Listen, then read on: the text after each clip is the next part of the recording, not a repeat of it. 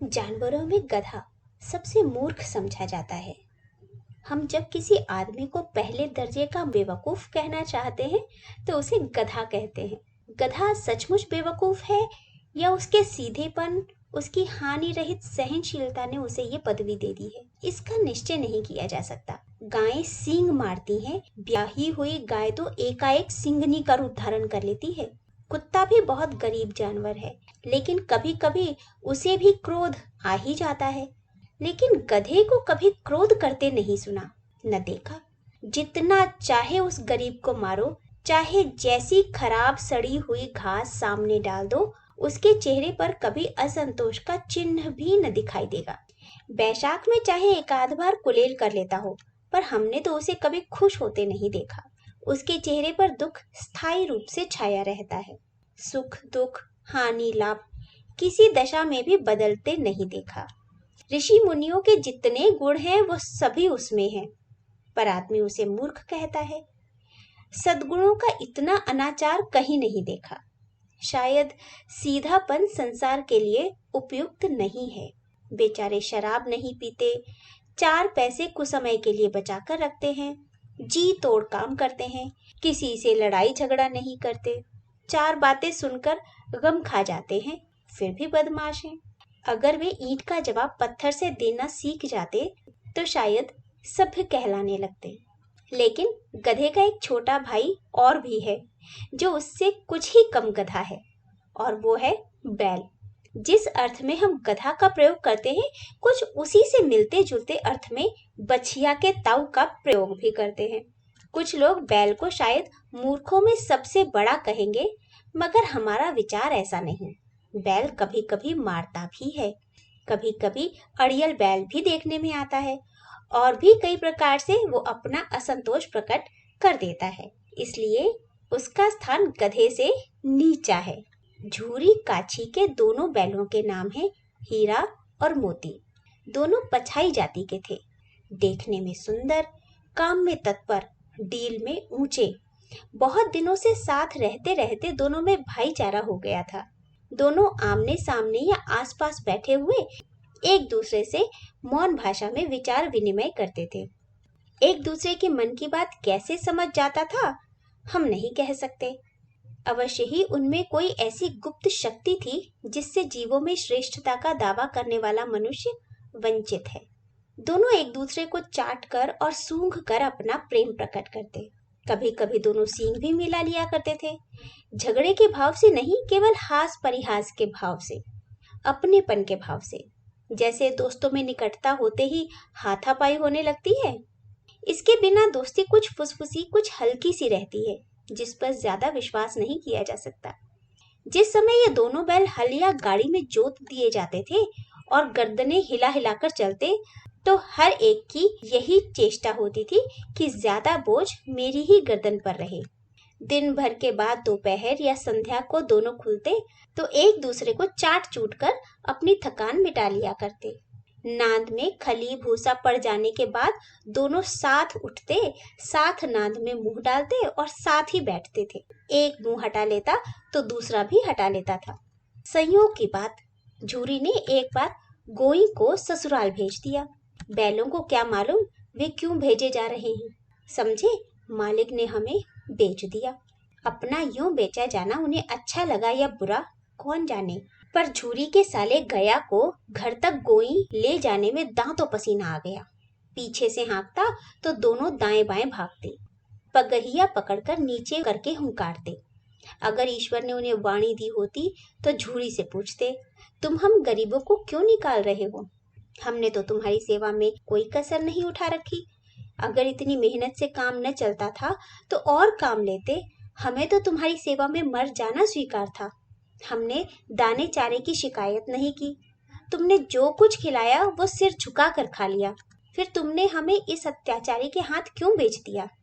संध्या समय दोनों बैल अपने नए स्थान पर पहुंचे। दिन भर के भूखे थे, लेकिन जब नांद में लगाए गए तो एक ने भी उसमें मुंह न डाला। दिल भारी हो रहा था। जिसे उन्होंने अपना घर समझ रखा था वो आज से उनसे छूट गया था। ये नया घर, नया गांव, नए आदमी, सब उन्हें पराये से लगे। दोनों ने अपनी मूक भाषा में सलाह की, एक दूसरे को चोरी चोरी देखा और लेट गए। जब गांव में सोता पड़ गया तो दोनों ने जोर मारकर रस्सियां तुड़ा डाली और घर की तरफ चले। रस्सियां बहुत मजबूत थी, अनुमान नहीं हो सकता था कि कोई बैल उन्हें तोड़ सकेगा, पर इन दोनों में इस समय दूसरी शक्ति आ गई थी। एक एक झटके में रस्सियां टूट गईं। झूरी प्रातःकाल सोकर उठा तो देखा कि दोनों बैल चरनी पर खड़े हैं। दोनों की गर्दनों में आधा आधा गराव यानी गले की रस्सी लटक रहा है। घुटने तक पांव कीचड़ से भरे हैं और दोनों की आंखों में विद्रोह से भरा हुआ प्यार झलक रहा है। झूरी बैलों को देखकर स्नेह से गदगद हो गया, दौड़कर उन्हें गले लगा लिया। प्रेमालिंगन और चुंबन का वो दृश्य बड़ा ही मनोहर था। घर और गांव के लड़के जमा हो गए और तालियां बजा बजाकर उनका स्वागत करने लगे। गांव के इतिहास में ये घटना अनोखी न होने पर भी महत्वपूर्ण थी। दोनों पशुवीरों को अभिनंदन पत्र देना चाहिए। कोई अपने घर से रोटियां लाया, कोई गुड़, कोई चोकर और कोई भूसी। एक बालक ने कहा, ऐसे बैल किसी के पास न होंगे। दूसरे ने समर्थन किया, इतनी दूर से अकेले चले आए। तीसरे ने कहा, बैल नहीं है वे, उस जन्म के आदमी हैं। इसका विरोध करने का किसी को साहस नहीं हुआ। झूरी की पत्नी ने बैलों को द्वार पर देखा तो जल उठी। बोली, कैसे नमक हराम बैल हैं कि एक दिन भी वहां काम न किया, भाग खड़े हुए। झूरी अपने बैलों पर लगाया गया आरोप न सुन सका। नमक हराम क्यों है? चारा दाना दिया ना होगा तो क्या करते? स्त्री ने रौब के साथ कहा, बस तुम ही तो बैलों को खिलाना जानते हो और सभी पानी पिला पिला कर रखते हैं। झूरी ने चिढ़ाया, चारा मिलता तो क्यों भागते? स्त्री चिढ़ी, भागे इसलिए कि वे लोग तुम जैसे बुद्धुओं की तरह बैलों को सहलाते नहीं, खिलाते हैं तो रगड़कर जोतते भी हैं। ये दोनों ठहरे कामचोर, भाग निकले। अब देखूं कहां से खली और चोकर मिलता है। सूखे भूसे के सिवा कुछ न दूंगी, खाएं चाहे मरें। वही हुआ। मजदूर को कड़ा निर्देश दिया कि बैलों को खाली सूखा भूसा दिया जाए। बैलों ने नाद में मुंह डाला तो फीका फीका, न कोई चिकनाहट न कोई रस। क्या खाएं? आशा भरी आंखों से द्वार की ओर ताकने लगे। झूरी ने मजदूर से कहा, थोड़ी सी खली क्यों नहीं डाल देता रे? मालकिन मुझे मार ही डालेंगी। चुरा कर डाला। ना दादा, पीछे से तुम भी उन्हीं की सी कहोगे। दूसरे दिन झूरी का साला फिर आया और बैलों को ले चला। अब की उसने दोनों को गाड़ी में जोता। 2-4 बार मोती ने गाड़ी को सड़क की खाई में गिराना चाहा, पर हीरा ने संभाल लिया। वो ज्यादा सहनशील था।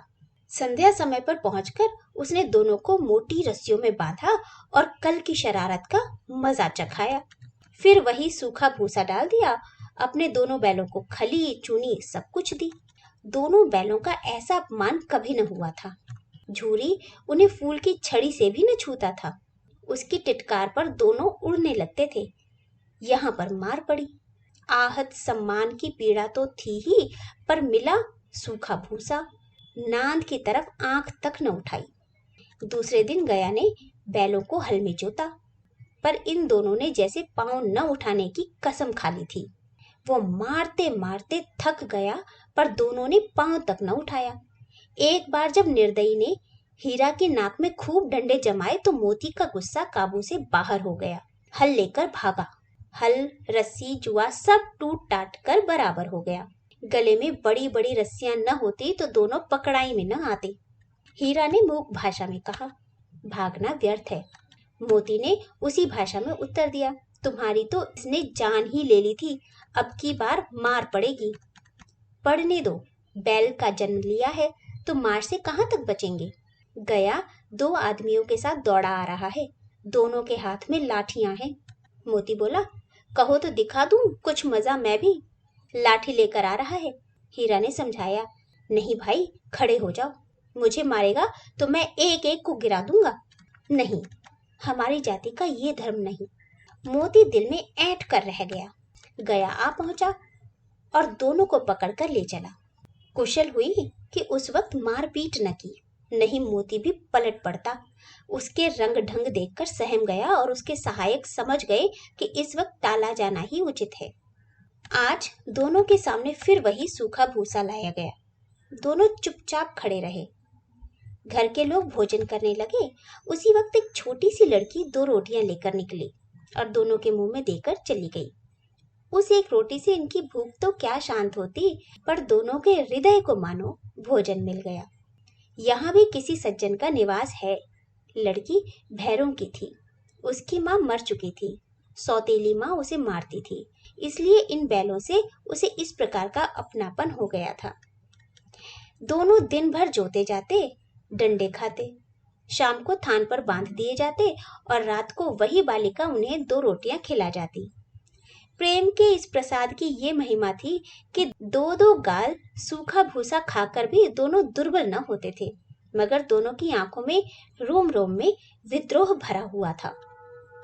एक दिन मोती ने मूक भाषा में कहा, अब तो सहा नहीं जाता हीरा। क्या करना चाहते हो? एक आध को सींगों पर उठाकर फेंक दूंगा। लेकिन जानते हो प्यारी लड़की जो हमें रोटियां खिलाती है, उसी की लड़की है जो इस घर का मालिक है। ये बेचारी अनाथ हो जाएगी। तुम मालकिन को ना फेंक दूं, वही तो उस लड़की को मारती है। लेकिन औरत जात पर सींग चलाना मना है, वो भूले जाते हो। तुम तो किसी तरह निकलने ही नहीं देते। तो आओ आज तुड़ाकर भाग चले। हाँ, ये मैं स्वीकार करता हूँ, लेकिन इतनी मोटी रस्सी टूटेगी कैसे? इसका उपाय है। पहले रस्सी को थोड़ा सा चबा लो, फिर एक झटके में टूट जाती है। रात को जब बालिका रोटियां खिलाकर चली गई तो दोनों रस्सियां चबाने लगे। मोटी रस्सी मुंह में न जाती थी। बेचारे बार बार जोर लगाकर रह जाते। सहसा घर का द्वार खुला और वो लड़की निकली। दोनों सिर झुकाकर उसका हाथ चाटने लगे। दोनों की पूंछें खड़ी हो गई।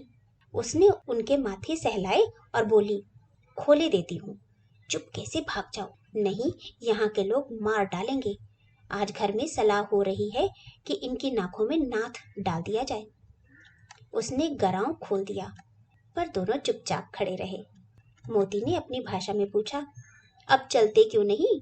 हीरा ने कहा, चले तो, लेकिन कल इस अनाथ पर आफत आएगी, सब इसी पर संदेह करेंगे। सहसा बालिका चिल्लाई, दोनों फूफा वाले बैल भागे जा रहे हैं। ओ दादा, दोनों बैल भागे जा रहे हैं, जल्दी दौड़ो। गया हड़बड़ाकर भीतर से निकला और बैलों को पकड़ने चला। वो दोनों भागे। गया ने पीछा किया। वो और भी तेज हुए। गया ने शोर मचाया, फिर गांव के कुछ आदमियों को साथ लेने के लिए लौटा। दोनों मित्रों को भागने का मौका मिल गया। सीधे दौड़ते चले गए, यहाँ तक कि मार्ग का ज्ञान न रहा। जिस परिचित मार्ग से आए थे उसका यहाँ पता न था। नए नए गांव मिलने लगे। तब दोनों एक खेत के किनारे खड़े होकर सोचने लगे, अब क्या करना चाहिए। हीरा ने कहा, मालूम होता है राह भूल गए।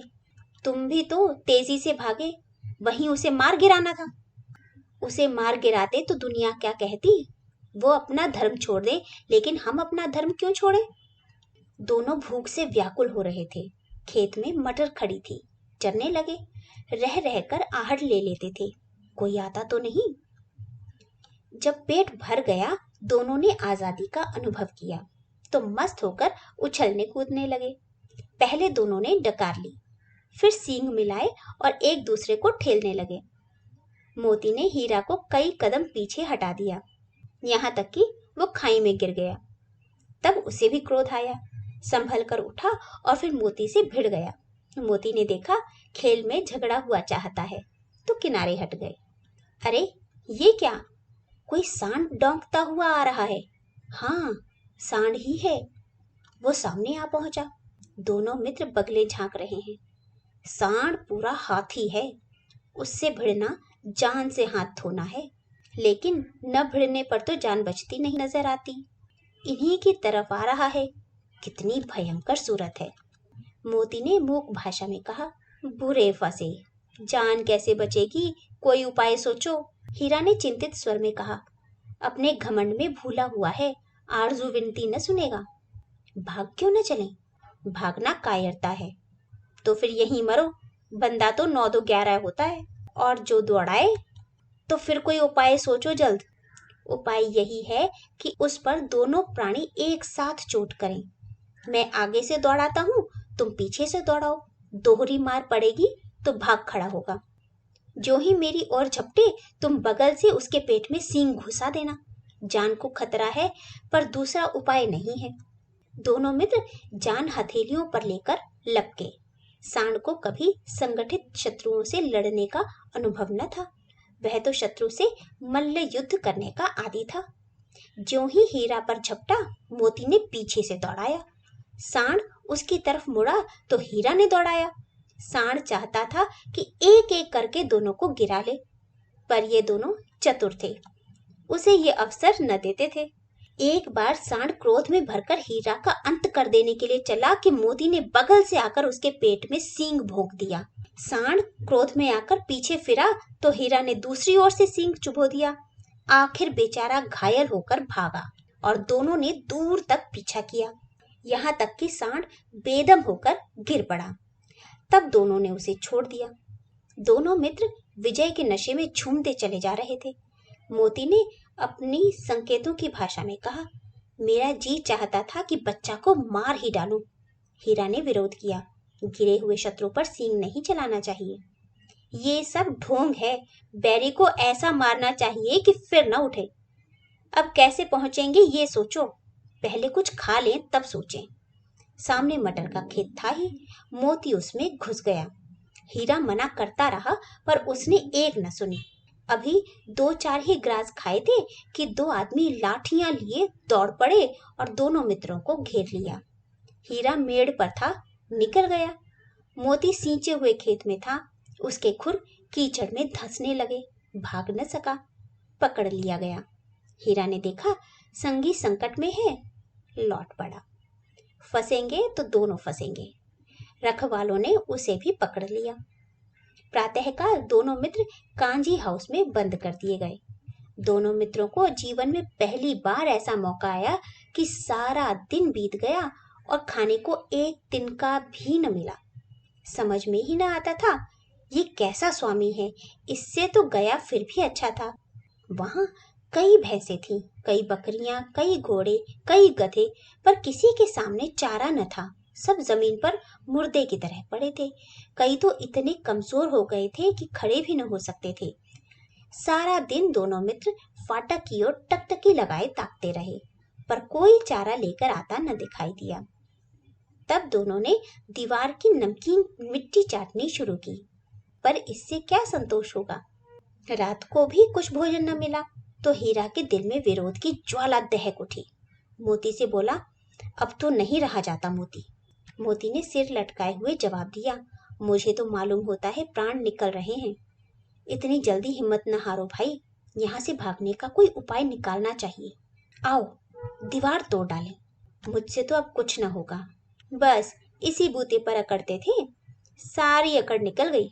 बाड़े की दीवार कच्ची थी, हीरा मजबूत तो था ही, अपने नोकदार सींग दीवार में गड़ा दिए और जोर मारा तो मिट्टी का एक चप्पड़ निकल आया। फिर तो उसका साहस बढ़ा, उसने दौड़ दौड़ कर दीवार पर चोटें की और हर चोट में थोड़ी थोड़ी मिट्टी गिराने लगा। उसी समय कांजी हाउस का चौकीदार लालटेन लेकर जानवरों की हाजिरी लेने आ निकला। हीरा का ये उजड्डपन देखकर उसने उसे कई डंडे रसीद किए और मोटी सी रस्सी से बांध दिया।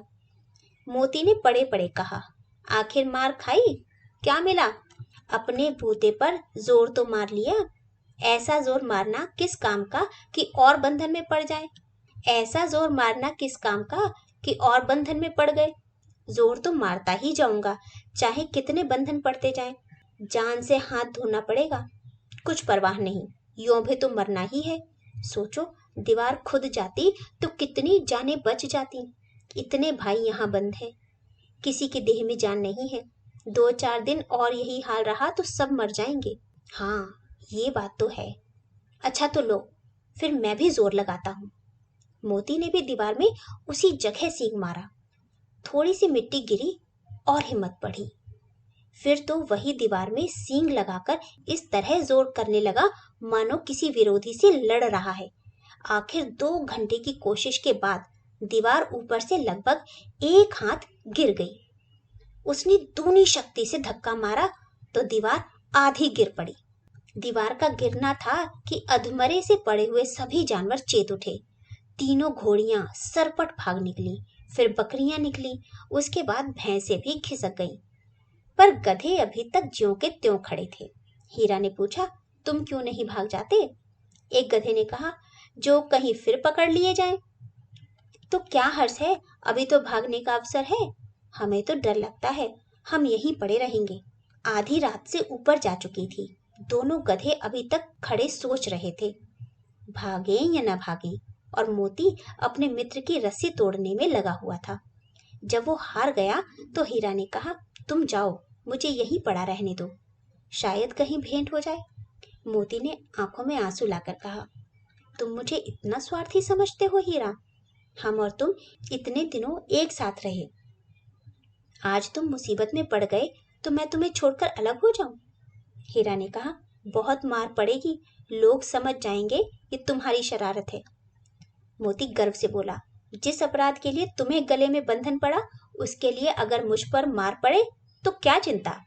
इतना तो हो ही गया कि 9-10 प्राणियों की जान बच गई। ये सब तो आशीर्वाद देंगे। ये कहते हुए मोती ने दोनों गधों को सींगों से मार मार कर बाड़े से बाहर निकाला और तब अपने बंधु के पास आकर सो रहा। सुबह होते ही मुंशी और चौकीदार और अन्य कर्मचारियों में कैसी खलबली मची, इसके लिखने की जरूरत नहीं। बस इतना ही काफी है कि मोती की खूब मरम्मत हुई, उसे भी मोटी रस्सी से बांध दिया गया। खूब मुरम्मत हुई, बस इतना ही काफी है कि मोती की खूब मुरम्मत हुई है, उसे भी मोटी रस्सी से बांध दिया गया। एक सप्ताह तक दोनों मित्र वहां बंधे पड़े रहे। किसी ने चारे का एक दिन का भी न डाला। हाँ, एक बार पानी दिखा दिया जाता था, यही उनका आधार था। दोनों इतने दुर्बल हो गए कि उठा तक न जाता था। ठठरियां निकल आई थी। एक दिन बाड़े के सामने डुग्गी बजने लगी और दोपहर होते होते वहां 50-60 आदमी जमा हो गए। तब दोनों मित्र निकाले गए और उनकी देखभाल होने लगी। लोग आ आकर उनकी सूरतें देखते और मन फीका करके चले जाते। ऐसे मृतक बैलों का कौन खरीदार होता? सहसा एक दाढ़ी वाला आदमी, जिसकी आंखें लाल थीं और मुद्रा अत्यंत कठोर, आया। सहसा एक दाढ़ी वाला आदमी, जिसकी आंखें लाल थी और मुद्रा अत्यंत कठोर, आया और दोनों मित्रों के कूल्हों में उंगली गोदकर मुंशी जी से बात करने लगा। उसका चेहरा देखकर दोनों मित्रों के दिल कांप उठे। वो कौन है, उन्हें क्यों टटोल रहा है, इस विषय में उन्हें कोई संदेह न हुआ। दोनों ने एक दूसरे को भयभीत नेत्रों से देखा और सिर झुका लिया। हीरा ने कहा, गया के घर से बेकार भागे, अब जान न बचेगी। मोती ने उत्तर दिया, कहते हैं भगवान सबके ऊपर दया करते हैं, इन्हें हमारे ऊपर क्यों दया नहीं आती? भगवान के लिए हमारा मरना जीना दोनों बराबर हैं। चलो, अच्छा ही है, कुछ दिन उसके पास तो रहेंगे। एक बार भगवान ने उस लड़की के रूप में हमें बचाया था, क्या अब न बचाएंगे? ये आदमी छुरी चलाएगा, देख लेना। तो क्या चिंता है, मांस, खाल, सींग, हड्डी सब किसी न किसी काम आ जाएंगी। नीलाम हो जाने के बाद दोनों मित्र उस दढ़ियल के साथ चले। दोनों की बोटी बोटी कांप रही थी। बेचारे पांव तक न उठा सकते थे, पर भय के मारे गिरते गिरते भागे जाते थे, क्योंकि वो जरा भी चाल धीमी हो जाने पर जोर का डंडा जमा देता था। राह में गाय बैलों का झुंड हरे भरे हार में चरता नजर आया। सभी जानवर प्रसन्न थे, चिकने, चंचल। कोई उछलता था, कोई आनंद से बैठा जुगाली करता था। कितना सुखी जीवन था इनका, पर कितने स्वार्थी हैं सब। किसी को चिंता नहीं कि उनके दो भाई बधिक के हाथ पड़े कैसे दुखी हैं। अचानक दोनों को ऐसा मालूम हुआ, ये परिचित मार्ग है। हाँ, इसी रास्ते से गया उन्हें ले गया था। वही खेत, वही बाग, वही गांव मिलने लगे। पल पल उनकी चाल तेज होने लगी। सारी थकान, सारी दुर्बलता गायब हो गई। आहा, ये लो, अपना ही हार आ गया। इसी कुएं पर हम पुर चलाने आया करते थे। हाँ, यही कुआं है। मोती ने कहा, हमारा घर निकट आ गया। हीरा बोला, भगवान की दया है, मैं तो अब घर भागता हूँ। ये जाने देगा, इसे मार गिराता हूँ। नहीं नहीं, दौड़कर थान पर ले चलो, वहां से हम आगे न जाएंगे। दोनों बछड़ों की भांति प्रसन्नता प्रकट करते हुए घर की ओर दौड़े। वो हमारा थान है। दोनों दौड़कर अपने थान पर आए और खड़े हो गए। दड़ियल भी पीछे पीछे दौड़ा चला आता था। झूरी द्वार पर बैठा धूप खा रहा था। बैलों को देखते ही दौड़ा और उन्हें बारी बारी से गले लगाने लगा। मित्रों की आंखों से आनंद के आंसू बहने लगे। एक झूरी का हाथ चाट रहा था। दड़ियल ने जाकर बैलों की रस्सियां पकड़ ली। झूरी ने कहा, मेरे बैल हैं। तुम्हारे बैल कैसे? मैं मवेशी खाने से नीलाम लिए आता हूँ। मैं तो समझता हूँ चुराए लिए आते हो। चुपके से चले जाओ। मेरे बैल हैं, मैं बेचूंगा तो बिकेंगे। किसी को मेरे बैल नीलाम करने का क्या अधिकार है? जाकर थाने में रपट कर दूंगा। मेरे बैल है, इसका सबूत ये है कि मेरे द्वार पर खड़े हैं। दड़ियल क्रोध करता हुआ बैलों को जबरदस्ती पकड़ ले जाने के लिए बढ़ा। उसी समय मोती ने सींग चलाया। दड़ियल पीछे हटा। मोती ने पीछा किया। दड़ियल भागा। मोती पीछे दौड़ा। गांव के बाहर निकल जाने पर वो रुका, पर खड़ा दड़ियल रास्ता देख रहा था। दड़ियल दूर खड़ा धमकियां दे रहा था, गालियां निकाल रहा था, पत्थर फेंक रहा था और मोती विजयी बहादुर की भांति उसका रास्ता रोके खड़ा था।